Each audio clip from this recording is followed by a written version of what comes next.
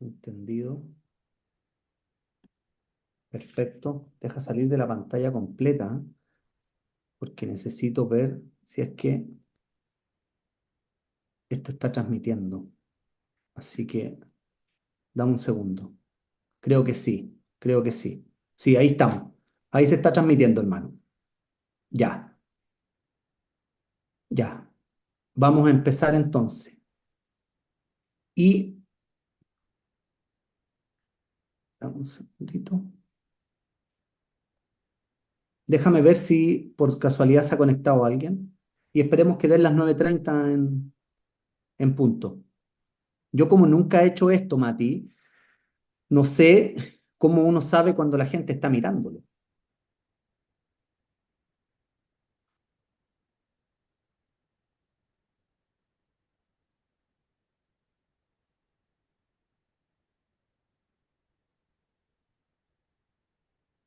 ¿Me escuchas tú, Mati? Sí, te escucho súper bien. ¿Me escuchas Ya. a mí? Sí, sí. Súper bien. Eh, falta un minutito, así que ahí partimos justo a las 9:30. Dice que hay alguien viendo, una persona viéndolo ahora. Seguramente soy yo Súper, mismo. súper. Ya, Sí, así ahí me que sale que estamos transmitiendo, así que cuando guste, Danilo. ya, ya, vamos nomás.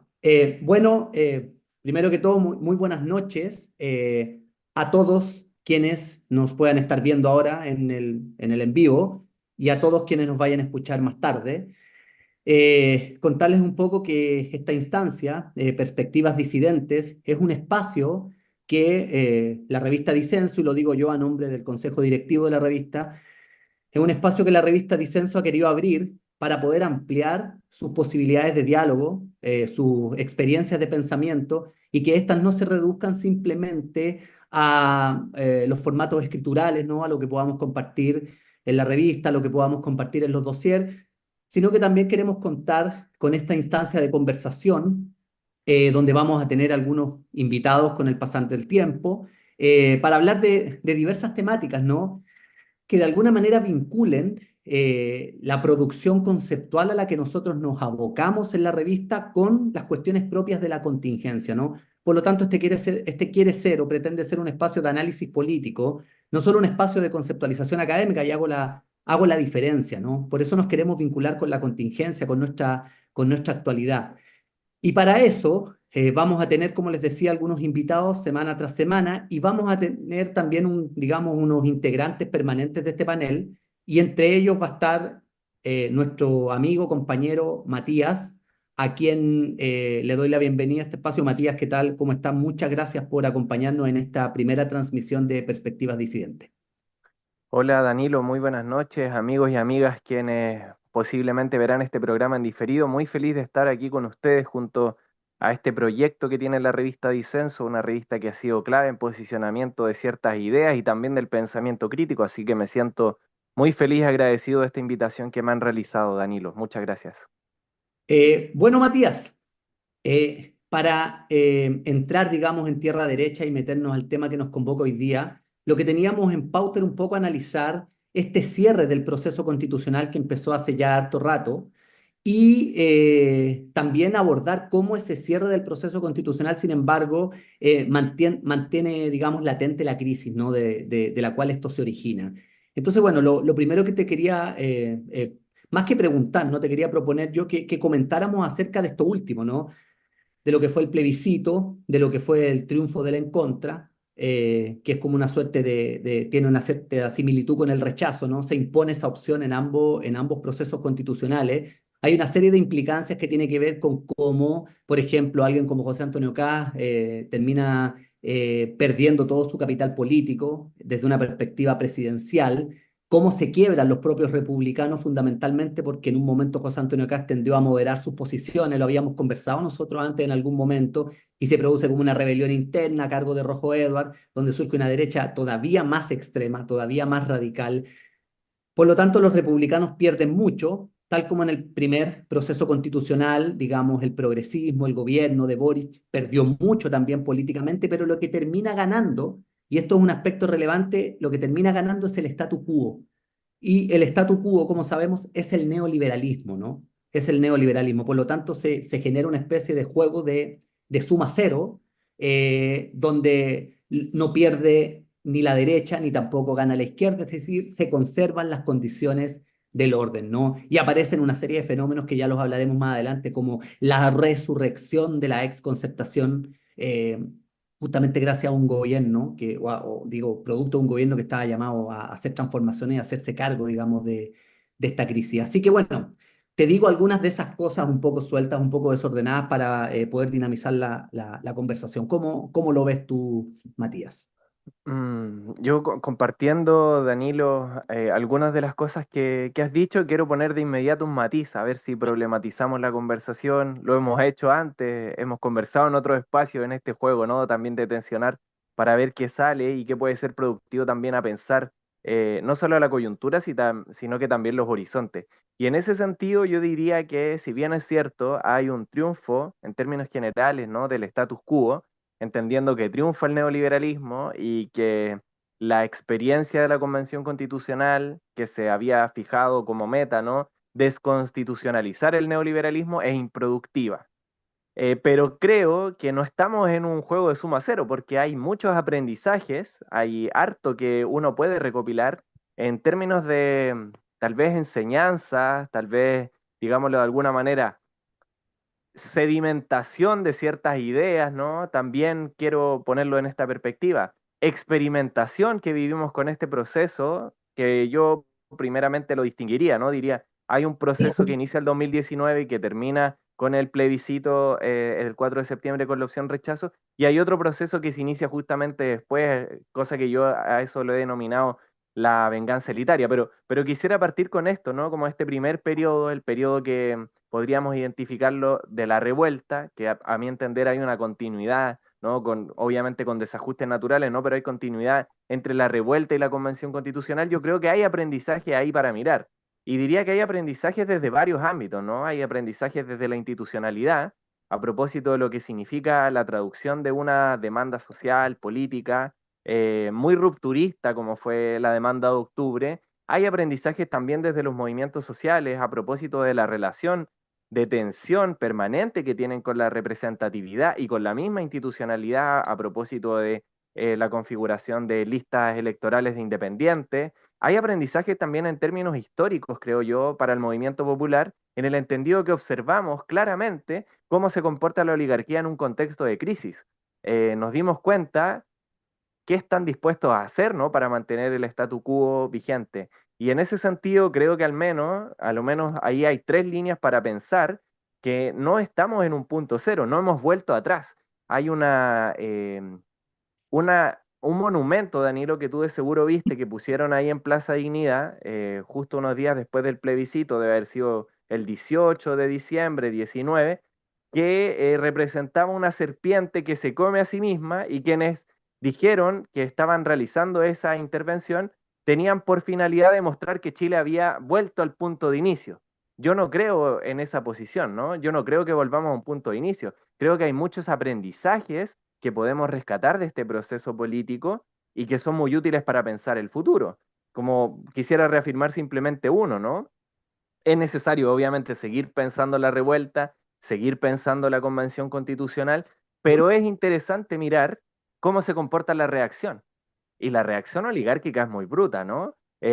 No solamente fueron balazos, mutilaciones, violencia y declaración de guerra, sino que también fue un diseño institucional que trató de vengarse de la Convención Constitucional con un Consejo Constitucional que fue diseñado para obtener un resultado completamente distinto al resultado de la Convención, y aún así fue infructuoso. Tenemos mucho que aprender también en ese sentido de lo que es el malestar social, y tú algo ya decías ahí, ¿no? En el proceso anterior ganó el rechazo, en este ganó el en contra, y que parece que hay algo que comparten, ¿no? Que tienen en común. No sé cómo lo ves tú, Danilo, a propósito de los aprendizajes. Sí, sí, yo comparto contigo eso de los aprendizajes y me parece que en ese sentido hay un diagnóstico que anda dando vueltas por parte de analistas de todos los signos ideológicos, ¿no? De izquierda y derecha, que tiene que ver con que una de las cosas que ocurren en este último plebiscito tiene que ver fundamentalmente con que se consolida la crisis del sistema político. Entonces, cuando se habla de la crisis del sistema político, me gustaría preguntarme qué significa esto. Y yo creo que para responder a esa pregunta hay que hacer una serie de precisiones y alcances. Lo primero creo yo que hoy día, y a propósito de por qué termina triunfando el rechazo en el primer proceso constitucional, creo que hay una lectura muy precaria del neoliberalismo que tiende, me parece a mí, a reducirlo a un conjunto de políticas macroestatales, ¿no? Entonces, esto supone que una reorganización del Estado implicaría una supresión del neoliberalismo, pero creo que en ese supuesto lo que se entiende por constitución y por poder constituyente va a seguir remitiéndonos, y lo habíamos conversado en algún momento, a teorías jurídicas de la modernidad que me parece que ya están obsoletas. Esto lo digo como una advocación al recientemente fallecido intelectual italiano Toni Negri, ¿no? Y a uno de sus libros interesantes, lo voy a mostrar, que es El Poder Constituyente, que me parece que es un libro que hay que revisar para volver a pensar qué entendemos por Lo tengo aquí al constitución. ladito. Bien, excelente. ¿Qué entendemos por constitución y por poder constituyente? Creo yo, a propósito de lo que plantea Negri, que esas teorías jurídicas que hoy día están muy instaladas en el progresismo conciben la constitución como una especie de momento de autonomía de lo político y en general hay una concepción de lo político que está en el progresismo que es fundamentalmente soberana. Entonces nuestra concepción de lo político tiene que ver con la autoridad, con la ley, con la regulación, con la defensa del orden y de eso que llamábamos status quo. Entonces me parece a mí que una de las razones de la crisis del sistema político, de este sistema político que existe hoy día, obedece al hecho de que la reproducción de las formas de vida que organiza y que instaura el neoliberalismo a partir de la lógica del beneficio privado, de la socialización del deseo capitalista, la reproducción de esas formas de vida, Matías, no depende de la dimensión formal de la política, ¿no? Ni depende de que la gente adhiera a tal o cual corriente de opinión. Por eso la cuestión electoral es tan fluctuante, es tan oscilante, ¿no? Hay muchísima, incluso diría yo, muchísima gente de izquierda en este país que en términos pragmáticos defiende la forma neoliberal de vida, ¿no? Entonces, sobre esa base, ¿no?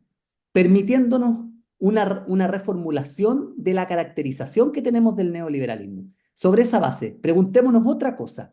¿Qué significa que la Constitución de 1980 haya sido impugnada por la revuelta?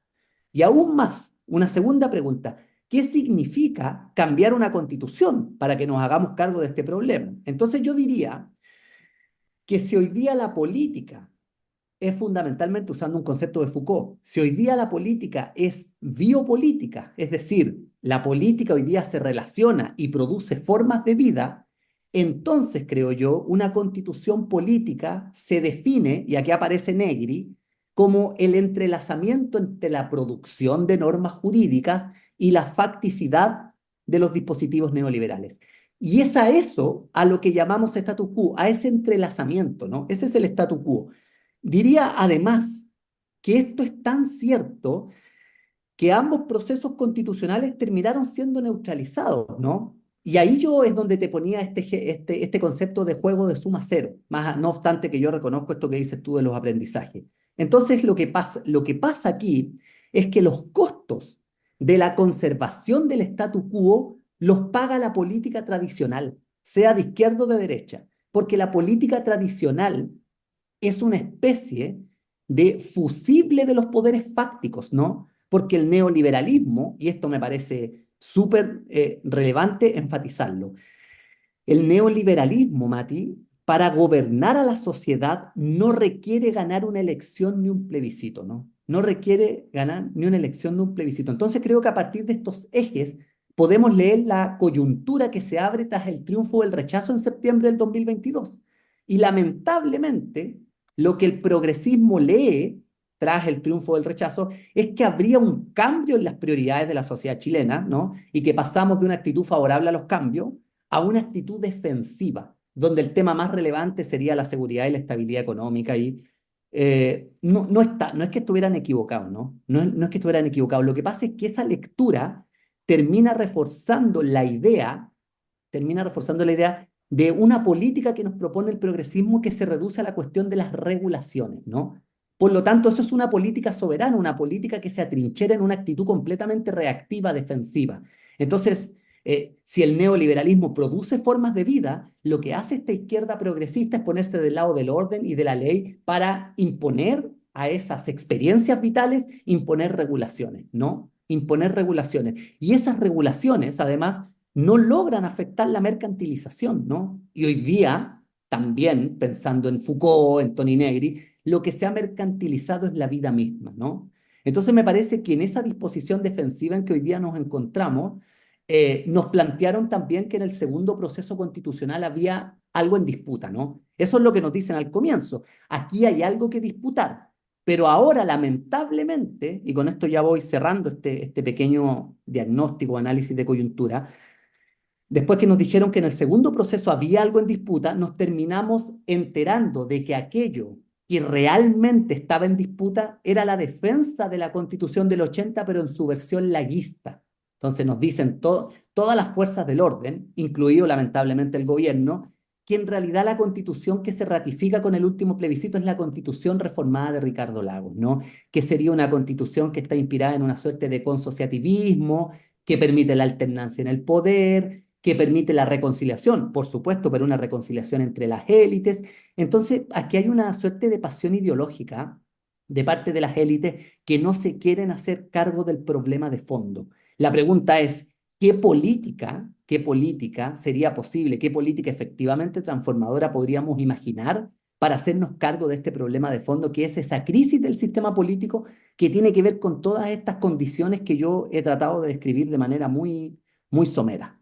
Entonces, eso diría un poco, Mati, a propósito de lo que tú planteabas.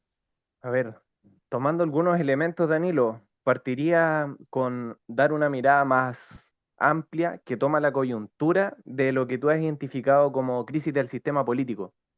En este sentido, quiero decir, miremos en la coyuntura que ha significado que digamos, los partidos institucionales asuman que existe una crisis del sistema político. Y es interesante porque la misma noche en que gana la en contra, en todos los paneles de análisis político, lo primero que se dijo es, tenemos un problema con el sistema político, tenemos que reformularlo.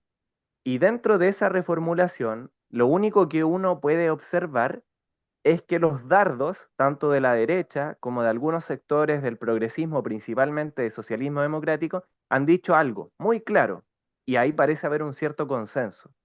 El sistema electoral que se aprobó en el segundo gobierno de Michelle Bachelet, que tiene sus primeros resultados en la elección de 2017, es el causante de todos los males. En eso, progresismo y derecha están de acuerdo con una cierta añoranza hacia el sistema electoral de carácter binominal, están diciendo que el problema político actual y los males sociales que están ocurriendo a propósito de este sistema político pasa por la fragmentación. Es decir, los discursos se han articulado de la siguiente manera. Antes, en los gobiernos de Piñera y de Bachelet, se podía gobernar porque habían solo 8 partidos políticos. Hoy son más de 22. Entonces ellos quieren decir que el problema político en sentido estricto pasa porque existe una mayor representatividad.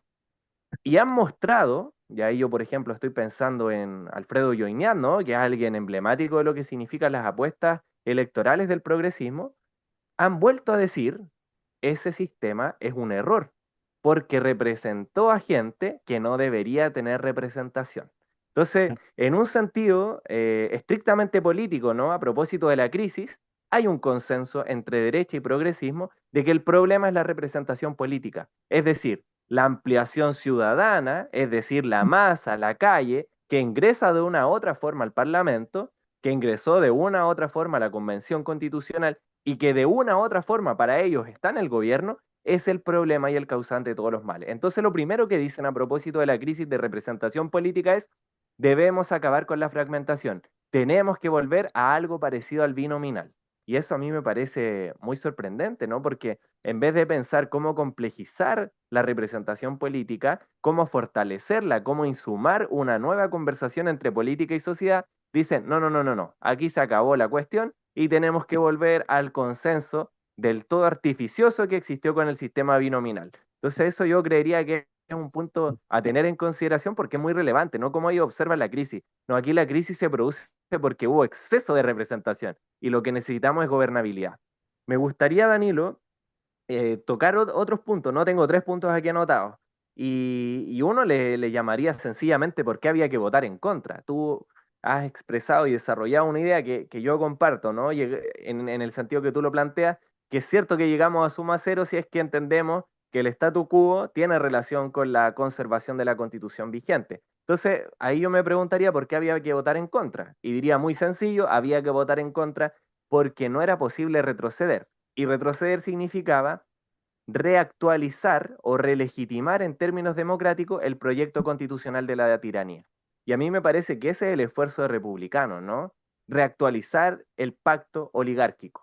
¿Y por qué lo digo de esa manera? Porque si uno observa en términos generales el proyecto constitucional de los republicanos que nace del Consejo Constitucional, es muy claro que este no tiene muchos cambios en relación a lo que existe actualmente.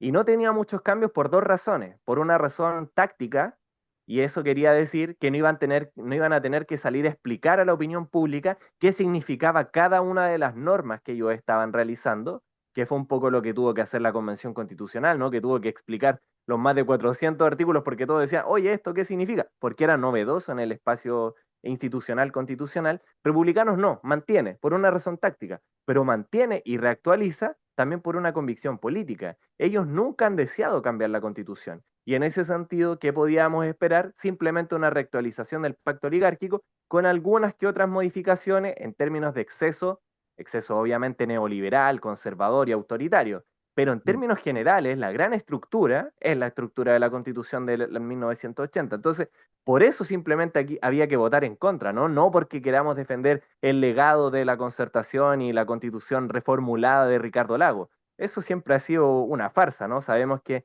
la constitución de Ricardo Lago en realidad mantiene los ejes estructurales de la constitucionalización del neoliberalismo. Y este tercer punto, Danilo, que me parece interesante a propósito de la reflexión que tú articulas con Negri, decir, yo tengo una perspectiva sociojurídica de lo que es una constitución, no normativa, no estrictamente jurídica. Y ese Claro. punto quiero que lo conversemos y podamos desde ahí problematizar. Negri, por ejemplo, decía que hablar de poder constituyente es hablar de democracia. Y yo concibo el poder constituyente y lo constitucional como la posibilidad de rearticular un pacto social. Es decir, la constitución no es texto, antes que texto es cristalización de relaciones de poder. No es norma. Antes que norma es pacto. Y en ese sentido creo que desde el progresismo, la izquierda, los distintos grupos no con signo transformador, estamos al debe con una conceptualización de lo que es una constitución. Y yo Eso. creería que en la izquierda, y esto lo he estado trabajando este último tiempo, ¿no? Tenemos coincidencia en que debemos desarrollar procesos constituyentes. Es decir, debemos realizar impugnaciones al modelo neoliberal, debemos realizar impugnaciones al trabajo precarizado, debemos realizar impugnaciones desde lo que significa el pacto con la tierra y desde la tierra, etcétera, ¿no? Está claro que tenemos que desarrollar procesos constituyentes en el entendido que sabemos que buscamos una rearticulación del pueblo, pero en lo que no tenemos consenso es en la posibilidad de que el proceso constituyente se convierta en una constitución. Entonces ahí a mí me gustaría insumar un concepto sociojurídico de lo que es una constitución. Y una constitución, vuelvo, es la cristalización de relaciones de poder. En este caso, con la constitución de 1980, es la cristalización de relaciones de dominación. Pero creo yo que la Convención Constitucional, saliendo del paradigma de la modernidad neoliberal y liberal, trató de articular un concepto de constitución contrario al concepto de constitución que nos impone la modernidad liberal. Y en ese sentido, creo que tenemos ahí un debate abierto con la izquierda, ¿no? Porque algunos cuando decimos constitución, decimos relaciones de fuerza y de poder, decimos finalmente otro terreno en la lucha de clase, y por otro lado, existen algunos desde la izquierda que dicen, no, nunca fue necesario un proceso constituyente porque no necesitábamos nueva norma. Y ahí yo creo que tenemos algo que trabajar y seguir tensionando. A ver si Danilo das una primera Ya, aproximación. sí, me parece interesante esa concepción sociojurídica, porque además habría una tercera variante de quienes dicen, bueno, como como una constitución es producción de normas jurídicas, lo que necesitamos es que haya expertos. ¿Qué vienen a hacer todos esos rotos patipelados acá si no tienen idea de leyes? Ah, no estudiaron derecho. Entonces, una primera cuestión que habría que decir es que si es que nosotros pensamos el derecho en términos biopolíticos, el derecho tiene que ver con las formas de vida. Y ahí me voy a un segundo punto. Me voy a un segundo punto. Los que decían, en el lado de la ultraizquierda, ya no de los progresistas, los que decían, yo no voto, me organizo para construir fuerzas populares. Oye, pero si construir fuerzas populares también es parte de cambiar la constitución. ¿Cachai? También es parte de cambiar desde la perspectiva sociojurídica que nos estáis proponiendo tú, Mati. Construir fuerzas populares es parte de ese cambio constitucional. Y un tercer elemento que traería a colación desde la perspectiva del progresismo es que cuando triunfa el rechazo en septiembre de 2022, ellos nos proponen que en la sociedad chilena hay un giro hacia la derecha. Yo no sé qué cosa habrán estado pensando o qué opio se habrán estado fumando en la moneda, porque hoy día, cuando triunfa el en contra, yo les podría impugnar esa postura con la cual justificaron su capitulación en defensa del statu quo. Yo les podría decir, oye, pero si en la sociedad chilena había un giro hacia la derecha, si había ese giro tal como ellos lo planteaban, ¿por qué no triunfó el a favor? ¿Por qué terminó José Antonio Caz hipotecando todo su capital político? Porque José Antonio Caz, recordémoslo bien, utilizó el proceso constitucional fundamentalmente para medir sus fuerzas de cara a la elección presidencial, que es lo que a él le interesaba. Lamentablemente, yo no sé si Mayol tendrá razón o no de que José Antonio Caz no va a poder ser presidente, pero yo creo que José Antonio Caz se desinfló, porque además José Antonio Caz no puede ser como Javier Milei, porque Javier Milei le está proponiendo a los argentinos cosas que pueden resultar muy novedosas en Argentina, pero en Chile ya están arraigadas. Entonces, la verdad es que José Antonio Caz en Chile no puede ser un outsider. Entonces, insisto en aquello, hipoteca su capital político y la lectura de la moneda de que la sociedad chilena giró hacia la derecha es impugnada por el mismo triunfo del en contra. Por el mismo. Ahora, ¿qué significa el triunfo del en contra? ¿Qué significa el triunfo del en contra? Y aquí aparece la cuestión que me parece clave a mí de cómo las figuras de la exconcertación terminan arribando a la moneda a asumir puestos que me parece estratégicos, ¿no? Por ejemplo, aparece gente como Francisco Vidal, ¿cachai? La Bachelet le bastó un video para transformarse en presidenciable. Entonces me parece que ellos vienen a instalar una lectura que tiene que ver con el hecho de que el triunfo de la en contra ratifica lo que yo te decía recién, la constitución laguista, porque la sociedad chilena rechaza los extremos. Yo la verdad preguntaría una cosa a esa lectura concertacionista de este resultado electoral. ¿Qué tiene de extremo una constitución que quiere garantizar derechos sociales y que quiere proteger el medio ambiente? ¿Qué tiene de extrema esa constitución? Me parece que justamente contra esas lecturas es que nosotros vamos a tener que batallar porque amenazan con volverse o con pretenderse, al menos mediáticamente, hegemónicas. Me parece que esas lecturas son las que hoy día tenemos que impugnar, porque yo creo que definitivamente esas lecturas es algo así como una, en periodismo me lo enseñaron a mí, en periodismo interpretativo, esas lecturas concertacionistas del resultado electoral son como una hipótesis autocumplida.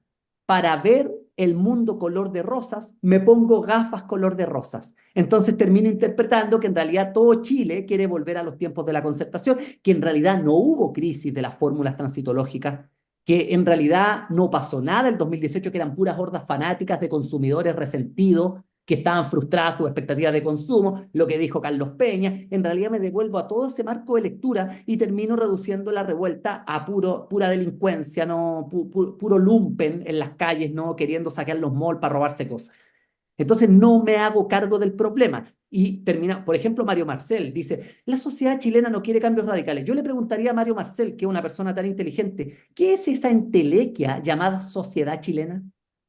¿Qué es esa entelequia llamada sociedad chilena? Yo no puedo entender a qué se están refiriendo cuando dicen que la sociedad chilena no quiere cambios radicales, porque terminamos diciendo eso como el 2019 Piñera, diciendo que Chile era un oasis, y a la semana siguiente teníamos a toda la gente en las calles haciendo barricadas. Entonces me parece que esas lecturas son completamente ideológicas en el sentido de lo que intentan es legitimar una situación política para que les resulte favorable y para no asumir lo que significa la persistencia de la crisis. Sí, me quiero tomar de una de las últimas ideas que esbozaste, Danilo, y tiene que ver con algo que hemos conversado y que conversamos en su momento a propósito de la revuelta en los diversos espacios donde nos encontrábamos en términos dialógicos, y es con la caracterización que se ha hecho de la revuelta, ¿no? Aún a 4 años, y yo creo que con mayor fuerza que antes, la revuelta es revisitada por un montón de intelectuales que tratan de partida, ¿no? Darle una lectura anómica a lo que significó como un espacio caótico. Hemos conversado algunas veces sobre los análisis que, por ejemplo, ofrece Lucio Porto, el lumpen consumista, la subjetividad neoliberal, el país barra brava de Juan Cristóbal Guarelo, ¿no? Solamente lecturas desde la satanización de lo que fue el octubre chileno. Y ahí yo quisiera polemizar, Danilo, porque es una idea que he estado compartiendo en diversos espacios que ha sido un poco resistida, que es posible tener una lectura desde la potencia política de octubre y afirmar que la revuelta busca y consigue un proceso constituyente. Y quiero volver entonces a retomar esta concepción sociojurídica de la Constitución.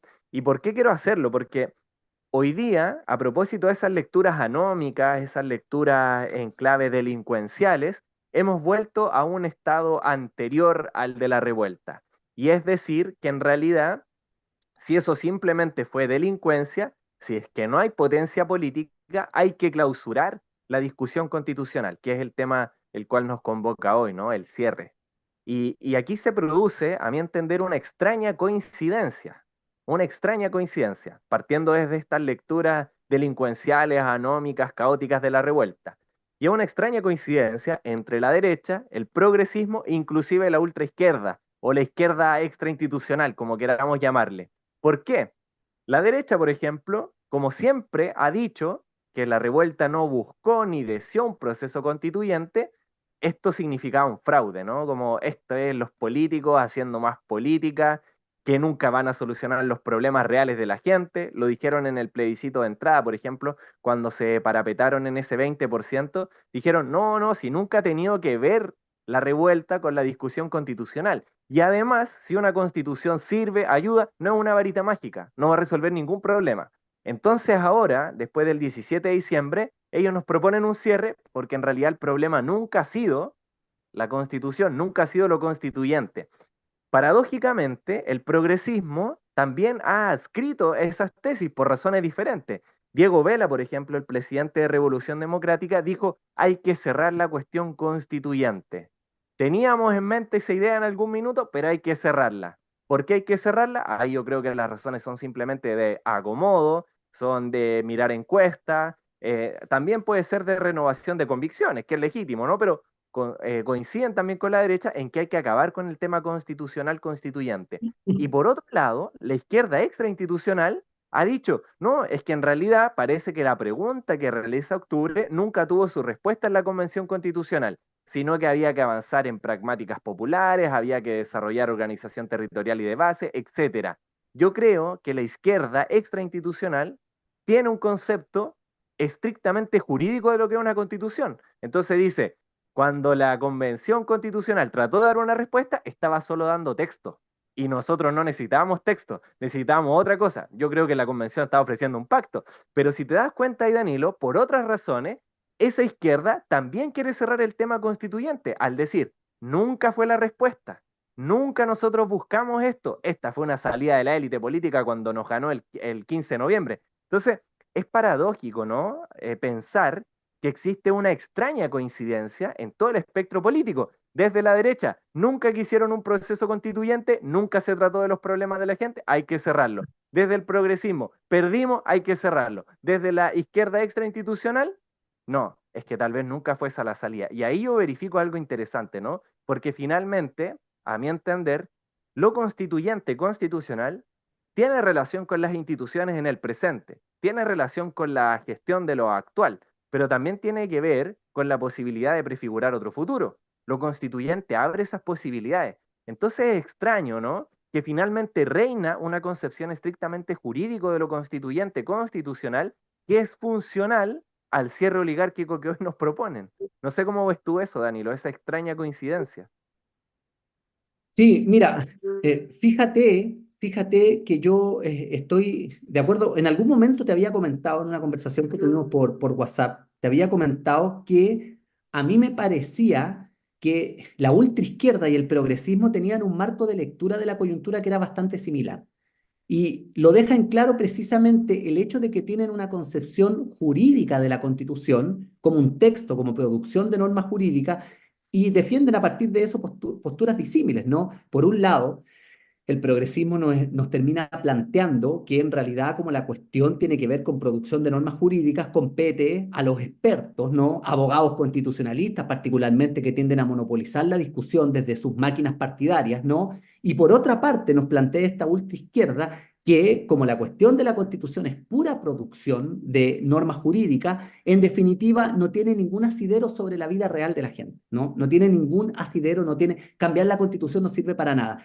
Y ambas posiciones, que desde perspectivas a lo mejor opuestas coinciden en un mismo marco de lectura, terminan siendo confluyentes con la postura mayoritaria, que es la postura de la derecha, de que cambiar la constitución en definitiva no sirve para nada. Entonces me parece que cuando tú propones esa concepción sociojurídica, cuando yo te hablo de pensar una constitución en términos biopolíticos, me parece que estamos hablando de un nuevo marco de lectura del problema constitucional que implica necesariamente el desarrollo de una estrategia política que es irreductible a las estrategias que hasta ahora se han probado. Me parece que lo que ha fracasado son las estrategias que se han impulsado para tratar de transformar el neoliberalismo a partir de una lectura del neoliberalismo, como yo decía en un comienzo, que es totalmente precaria y que lo reduce a un conjunto de políticas macro estatales. Entonces yo creo que esa es la tarea fundamental hoy día. Dicho sea de paso, si bien es cierto que uno puede estar de acuerdo en el hecho de que es importante desde el punto de vista organizativo la construcción de fuerzas populares, me parece que esas orgánicas que nos llamaron a no votar en favor de organizarnos y construir fuerzas populares, hoy día, en el proceso de desmovilización radical en que nos encontramos, no han logrado dar ninguna respuesta. Ninguna respuesta. Y eso verifica, por lo tanto, que la política que esa izquierda está impulsando para construir organización popular es una política que no da resultado. Es una política que en la práctica demuestra no dar resultado. Si diera resultado, efectivamente podrían responder a la desmovilización en la que estamos inmersos hoy día, porque es preocupante el estado de desmovilización, las condiciones son adversas, ¿no? De hecho, diría yo que hace unos años atrás, después del 2011, del movimiento estudiantil, había un grado de movilización importante en el país de manera más regular. Hoy día no tenemos movilizaciones. Entonces yo vuelvo a preguntar, esa izquierda que nos hace el llamado a organizarnos y a construir fuerzas populares, ¿qué respuesta y qué política tiene para este momento? Para este momento, donde ellos mismos plantean que el tema constitucional se cerró. ¿Qué respuesta le damos a este momento? Ninguna, ninguna. Entonces, finalmente, me parece que esas posturas terminan siendo productoras de desafección. Terminan siendo productoras de desafección. Si el progresismo produce desafección con sus posturas políticas, la ultraizquierda también lo que hace es producir desafección. Entonces creo que ese es el problema. Ahora, si nos preguntan a nosotros qué política, o que alguien me lo ha preguntado, me han interpelado, ¿qué estrategia política me dicen propones tú? Hoy día no tengo aquí, no tengo un manual de estrategia política. Lo que sí puedo decir, y en eso estaremos de acuerdo, Matías, es que necesitamos, para pensar una nueva estrategia política, necesitamos un nuevo paradigma. Necesitamos un nuevo marco conceptual, necesitamos nuevos conceptos para pensar la realidad.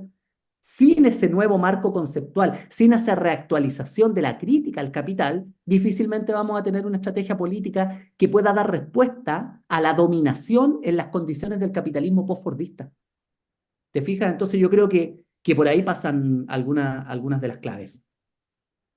De ahí, Danilo, yo retomaría. Entonces diría, eh, para afrontar esta extraña coincidencia que se verifica entre la derecha, el progresismo y la izquierda extrainstitucional, hay que proponer que la cuestión constituyente constitucional siga abierta, porque si sigue abierta, existe posibilidad de seguir pensando el presente, pero también el futuro. Si sigue abierta, tenemos que entender que se va a seguir desarrollando el conflicto de clases. Si sigue abierta, tenemos que saber que va a haber fuerza oligárquica que va a estar empeñada en cerrarla.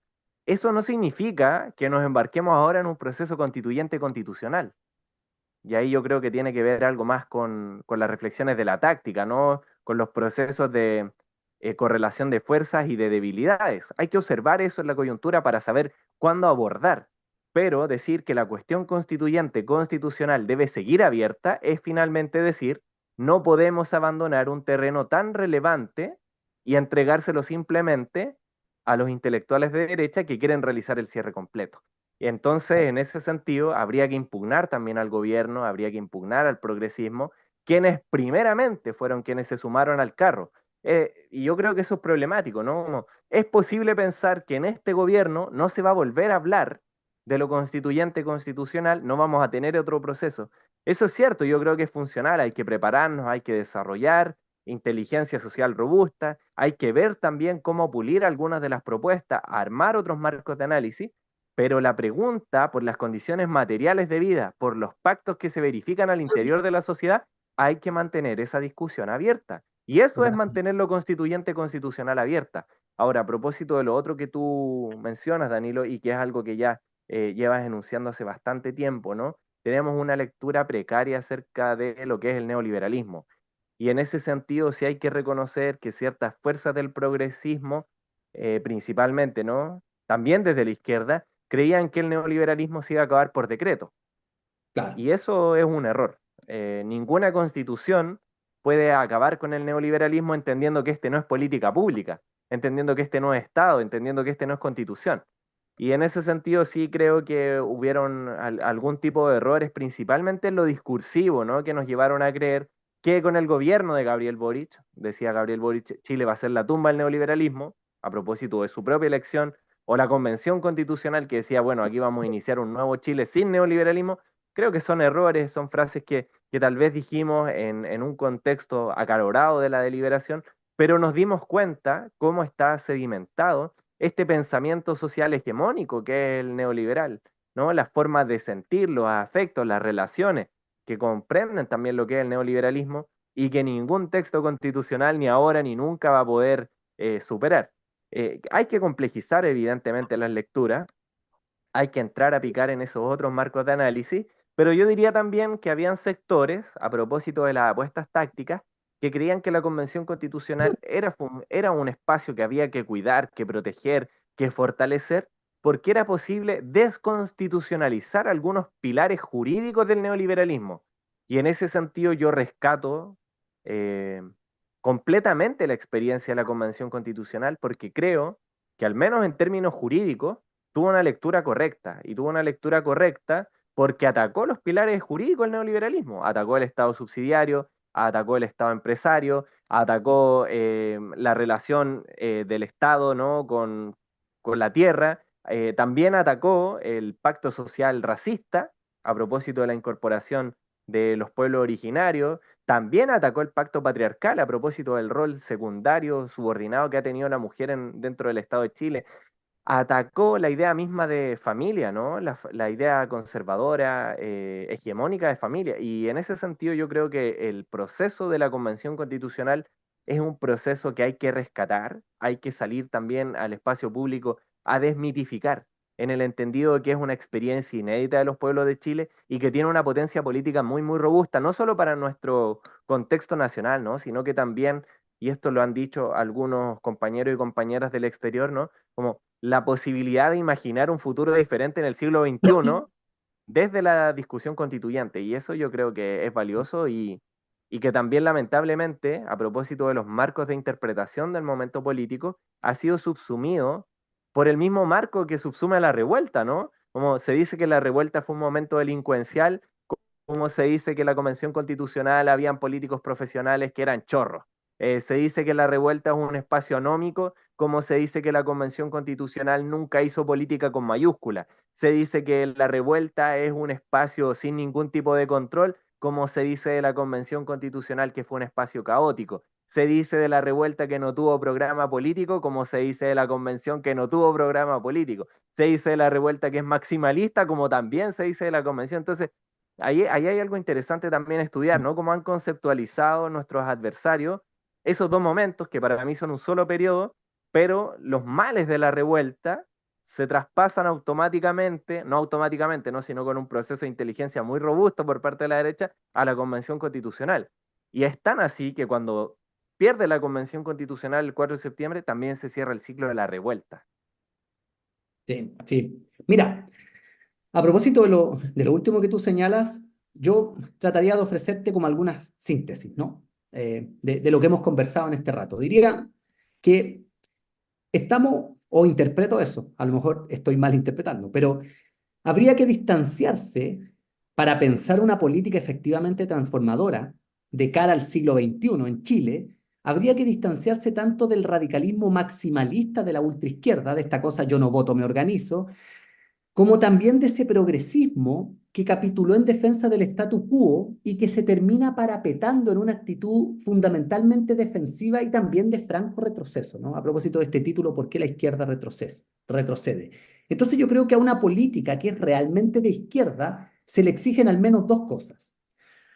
La primera de ellas, y la hemos conversado recientemente, es reformular su conceptualización crítica del capital, ¿no? Reactualizar la lectura que tenemos del neoliberalismo. Y por otra parte, ser capaz esa política de efectivamente transformar las condiciones de vida a partir de una nueva imaginación política, ¿no? Creo que una política de izquierda tiene que ser capaz de producir experiencias y no simplemente remitirse a la regulación de las experiencias que produce el mercado. ¿Te fijas? Entonces creo que hay que salir del parapeto reactivo que lo que busca todo el tiempo es responderle al avance de las relaciones de mercado que además permean a la sociedad en su conjunto mediante leyes restrictivas, porque la izquierda desde esa posición reactiva y defensiva termina apareciendo como una izquierda autoritaria y que además se pretende en una posición de superioridad moral, ¿no? Entonces lo que necesitamos, por el contrario, más bien, es una política productiva.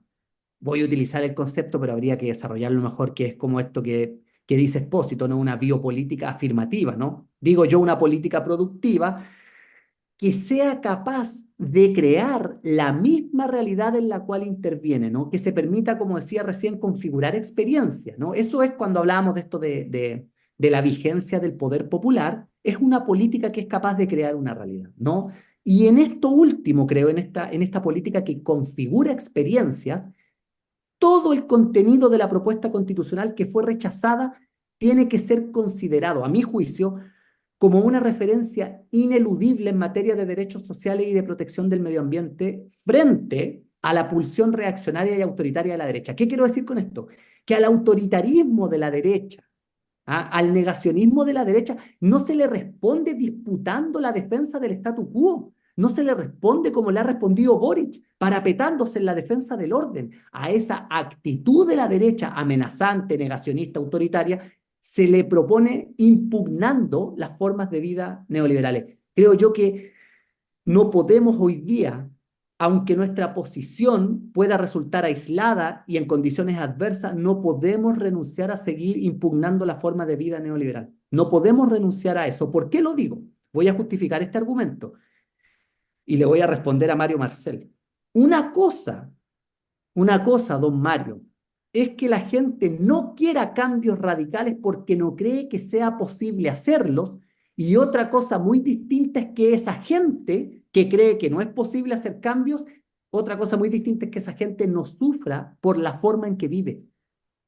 Entonces el malestar social sigue abierto y lo que se ha tendido a hacer en el último tiempo es patologizar los síntomas del malestar social.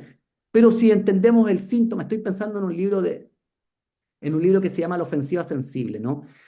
Que nos plantea de que el síntoma es un signo de inadecuación al orden, ¿no? Entonces, por lo tanto, cuando el presidente Boric nos dice que él asiste a terapia y que por eso llega tarde a la actividad, yo le pediría a Gabriel Boric que pudiera politizar el síntoma. Porque la verdad es que el síntoma, como un signo de inadecuación al orden, no se resuelve con una terapia. Porque como decía la consigna esa que veíamos en la revuelta, no era depresión, era capitalismo, ¿no? Entonces creo que tenemos que impugnar la forma en que se vive, porque efectivamente hay una relación entre política y estética. El neoliberalismo configura una experiencia sensible y mucha gente cree que no es posible cambiar esto. Incluso muchos intelectuales reputados que adhieren al progresismo no creen que es posible cambiar esto. Pero otra cosa distinta es que no suframos por la forma en que vivimos. Por lo tanto, el malestar persiste. Entonces, cuando tú como izquierda terminas identificándote con el statu quo, que es lo que ha pasado con el gobierno de Boric, la gente vota en contra tuyo. La gente te castiga electoralmente y te castiga con más ensañamiento cuando además les gritas que son ignorantes porque no siguen a la vanguardia, ¿no? Como si además esas vanguardias tuvieran el monopolio de la acción política y de las decisiones cotidianas. Entonces me parece que efectivamente cualquier política que hoy día se identifique con el statu quo va a terminar siendo castigada electoralmente. Va a terminar siendo castigada electoralmente. El Partido Republicano se identifica con el statu quo, fue castigado electoralmente. Un sector del progresismo, representado por Gabriel Boric, terminó identificándose con el statu quo, fue castigado electoralmente, ¿no? Entonces me parece que tenemos que salir de esa actitud defensiva, de esa actitud reactiva, de esa política que lo único que quiere es regular las relaciones de mercado y tenemos que desarrollar una política impugnadora con la forma de vida neoliberal y tenemos que desarrollar una política que sea capaz de configurar nuevas experiencias, nuevos modos de sentir, de ver, nuevos modos de relacionarnos, nuevos modos de querer y nuevos conceptos para pensar la realidad. Yo creo que sobre esa base es que vamos a poder desarrollar una política de izquierda que sea capaz de construir fuerzas populares hoy día, hoy día. No la manera en que se construía fuerzas populares en el gobierno de Allende, que es una referencia que no podemos abandonar, la experiencia del poder popular, pero cómo hoy día, lo dije hace un momento, en las condiciones del capitalismo posfordista, cómo hoy día construimos fuerzas populares. Y creo que ese desafío, insisto en aquello, pasa por necesariamente el surgimiento de nuevos paradigmas para pensar los problemas que estamos atravesando, para pensar ese malestar social y dejar de reducirlo a una cuestión delincuencial, anómica o a un resentimiento producto de expectativas insatisfechas con el consumo. Como si el problema de la forma neoliberal de vivir pudiese resolverse mediante una integración a través del consumo, que además es lo que ha hecho el neoliberalismo. Claro que la integración a través del consumo es mediante el mecanismo de la deuda. Y el mecanismo de la deuda no es solamente un mecanismo financiero, como lo dice Mauricio Lazarato, sino que también es un dispositivo de poder altamente eficaz. ¿Por qué? Porque los dispositivos de poder neoliberales operan sobre el ámbito del deseo. Y eso es lo que la izquierda tiene que entender, que esta cuestión no se trata de ignorancia o del grado de conocimiento que yo tenga sobre una situación, sino que tiene que ver con el deseo, con la manera en que se configura el deseo. ¿Mm? Creer que es posible cambiar esto. Creo que lo dice un título de un libro de Carmi, ¿no? Que es como volver a creer en nosotros, ¿no? Como la confianza en nosotros. Creo que eso es decisivo, hermano. Así que eso te respondería a propósito de lo que me dices tú. Sí, hay nada más que agregar a propósito de la discusión que se ha dado en el último tiempo, sobre todo en los espacios institucionales, con posterioridad al resultado que se vivió el 17 de diciembre, que han dicho, ha perdido la clase política toda. Yo ahí, teniendo algunos matices en lo que significa las salidas coyunturales, ¿no? Porque creo que hay que aprovechar que ha perdido republicanos y que hay que avanzar sobre esa agenda, yo estaría de acuerdo con esa frase, ¿no? Ha perdido la clase política toda.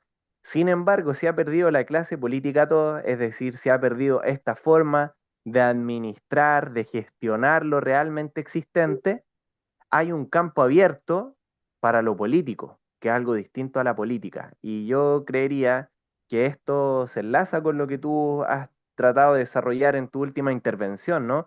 Tenemos un campo abierto para desarrollar nuevas formas de vida, nuevas formas de relacionarnos, nuevas formas de ser amigos, nuevas formas de querer, nuevas formas de pensar. Y en ese sentido, si bien es cierto, el proceso constituyente ha querido ser identificado con lo estrictamente institucional, y ahí entonces vienen los discursos que dicen que se perdió, perdimos todos, hay que cerrar esto. Yo creería que el campo de lo político, que tiene que ver con la imaginación de los futuros posibles y deseables, con signo transformador, es un campo abierto. Y en ese sentido hay que seguir pensando, ¿no? Desarrollando y también activándose en los diversos espacios donde uno puede estar compartiendo, interviniendo, jugando también, que creo que es algo relevante, ¿no? Y Sí. entonces yo concordaría contigo. Ha perdido la clase política, digámoslo en entredicho, pero no, lo político sigue vigente y creo que es una conversación todavía en pendiente. Sí, y yo agregaría una última cosita, Mati. Yo le pediría, por favor, si es que nos están viendo o nos van a escuchar, yo le pediría, por favor, a los militantes del Frente Amplio y se lo pediría al presidente Boric y a todo su séquito de ministros que dejen de ningunear a las fuerzas populares. ¿Por qué lo digo? por la conmemoración de los 50 años del golpe de Estado que se da en medio de este proceso. Lo que nos terminan diciendo en esa conmemoración, el relato que nos proponen, el relato que nos propone el progresismo, es que la democracia es una concesión de las élites, que se recuperó la democracia gracias a las gestiones encabezadas por gente como Patricio Elwin. Entonces la movilización popular de masa y la resistencia armada no tuvo ningún rol significativo. Yo creo que es importante recuperar la tradición de los oprimidos y yo creo que es importante, a propósito de recuperar la iniciativa, decir y no dejar nunca de decirlo y atrincherarnos en esa postura de que si es que podemos tener esta cosa que hoy día yo no sé por qué le llamamos democracia, pero bueno, en términos formales será democracia porque votamos cada cierto periodo de tiempo, si es que logramos terminar con el régimen de Pinochet y de Jaime Guzmán, es porque hubo movilización popular de masa, es porque hubo resistencia armada, es porque hubo gente que salió a las calles, gente que asesinaron. Si logramos desarrollar una propuesta constitucional como la del primer proceso, es porque hubo revuelta, es porque hubo fuerzas populares que se articularon, fueron desarticuladas, fuimos desmovilizados, son fuerzas embrionarias, tenemos debilidades, lo sabemos perfectamente y lo asumimos, pero este ninguneo a las fuerzas populares me parece gravísimo. Y me parece que ese ninguneo es el que termina dándonos a entender que efectivamente el gobierno de Boric es un gobierno neoconcertacionista, es un gobierno que adhiere finalmente al statu quo neoliberal. Creo que es importante relevar el rol de las fuerzas populares, no entender la construcción de fuerzas populares simplemente como un instrumento de presión en favor de procesos electorales que una vez que llevan al progresismo a las instituciones políticas, lo que hacen es sembrar la desmovilización, no entender las fuerzas populares como la construcción de instituciones políticas de facto que no dependen del Estado y que no dependen del mercado. En sus discursos, Miguel Enrique, secretario general del MIR, hablaba del poder popular como una institución política. De eso tenemos que hablar nosotros, de que justamente construir poder popular es construir nuestras instituciones políticas y en esas instituciones políticas de facto radica la posibilidad de ponerle un límite al avance del neoliberalismo, a su radicalización, a la desregulación, a la mercantilización de la vida. Creo que justamente hoy día tenemos que insistir en que la democracia esta, que tanto le gusta al progresismo, no se recuperó gracias a Patricio Elwin ni a las negociaciones. Sí, fue un retorno pactado, lo sabemos perfectamente, las negociaciones de la concertación con la dictadura, pero hubo un papel importantísimo de las fuerzas populares en las calles y de la resistencia armada, que es una discusión que sonroja a la izquierda, hablar de la resistencia armada. Pero ese papel fue importante, fue significativo. Entonces yo creo que eso les diría, por favor, paremos el ninguneo, paremos de tratar a la gente de ignorante, porque creo que eso cansa también, que eso cansa porque la disposición a cambiar un orden no tiene que ver con si tengo más o menos conocimiento, con si soy más o menos experto, con si hice un magíster, un doctorado, tiene que ver con una cuestión del deseo, cómo se configura el deseo. Y eso me parece clave a mí, ¿no? Crear una experiencia sensible distinta, ¿m? Que volvamos a creer en nosotros, vuelvo a repetir eso. Así que nada, eso quería yo. Para cerrar, no sé si tienes algo más que agregar tú, Mati. Hemos sido derrotados, mas no vencidos. Nada más que agregar. Exactamente, exactamente. Así que eso, más que tranquilizador, es como un estímulo a ponernos de pie, a tomar la iniciativa, ¿no? A no bajar los brazos, ya que no importa si no son tan masivos nuestras movilizaciones, nuestros procesos de rearticulación, pero que tenemos que tener la claridad de que es importante construir esa fuerza, porque sin esa fuerza no hay ningún cambio posible. Así que, bueno, son ya casi las 10:30 de la noche. Yo creo que por hoy lo vamos a dejar hasta acá. Agradecemos a Matías que nos acompañó. Muy interesante la conversación que tuvimos, como siempre. Agradecemos a quienes nos estuvieron viendo en vivo por el canal de YouTube. Y nos veríamos la próxima semana. Vamos a seguir dándole vuelta a algunos de estos elementos, analizando como la contingencia actual de Chile. Vamos a tener también un programa, los programas siguientes dedicados a la situación que está ocurriendo en Argentina, que es importante. Nosotros tenemos mucho que decir sobre Argentina porque lo que propone Milei es algo que ya se hizo en Chile. Somos como el futuro de Argentina. ¿Te fijas? Entonces, vamos a hablar de eso. Vamos a tener una invitada también que es importante, con quien vamos a conversar de cómo pensar hoy día el proyecto revolucionario en Chile. Así que nos quedan hartas cosas para seguir conversando, para seguir dialogando. Matías, buenas noches. Muchas gracias por estar acá y nos vemos la próxima semana. Muchas gracias, Danilo. Un abrazo grande. Feliz de haber compartido junto a ustedes con el proyecto Disenso y también un saludo cariñoso a todos los amigos y amigas que nos están viendo o nos verán después en diferido. Así que nos encontramos próximamente. Un abrazo, Mati.